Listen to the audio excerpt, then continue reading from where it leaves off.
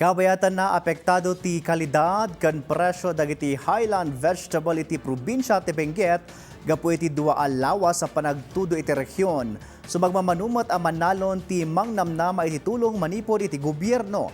Ada detalye ni Jezryl Khate Lapizar.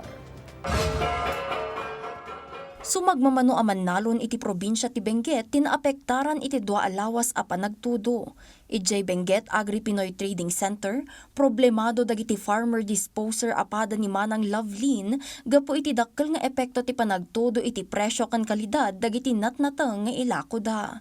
Sigun kan kuana, dagiti natengkas iti repolyo, lettuce, wombok ken dumapay tinakaroan apektaran iti diretsyo a tudo. Di napalpalabas, di kwakat medyo na bumabawi ko mati parang tatamanan, permi nga nagbalin nga jay first class, awanan, nagbalin nga class B amin, so nga lost capital manen, problema nun tinex nga ipuunan manen, so nga kastoy, jay palagtututo na, dinadal na timula. Timat man nalon ani Manong Iver, marigatan gaputa adu dagiti malunglungtot anat na nga ibibiyahe da, manipod ijay bali limangkayan.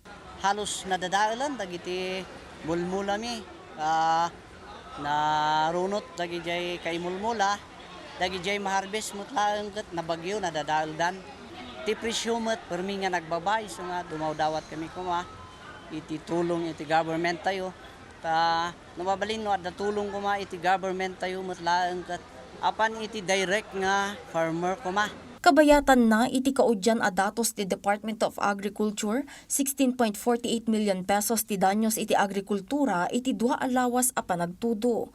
Kadakkelan ang nailista a danyos ti nagduduma akita tinateng a nasurok 15 million pesos, nasurok 600,000 pesos iti livestock, nasurok 144,000 pesos iti farm structures, bayat a 7,000 pesos iti machineries ken equipment. Dumanon met iti a group 433 metric tons ti nadadael nga agricultural products, 1,092 ti apektado a manalon, bayat a 318 nga hektarya ti nadadael.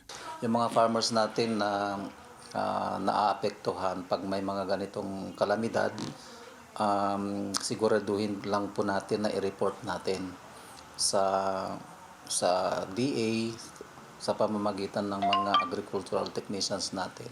Sila yung nagre-report sa atin para mabigyan sila ng kaukulang support. Iti baet dagiti danyos kinunamot ti ahensya asaan a nakaro ti nagbalin nga epekto dagitoy iti punterya nga agricultural production iti rehiyon. Ang rice and corn and then including yung high value, may mga available na seed reserve ang ating agency. Binibigay natin sa kanila to replant yung mga pwedeng i-replant.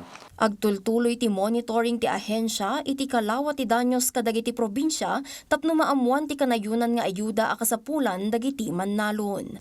Jezryl Khate Lapizar para iti Pagilian.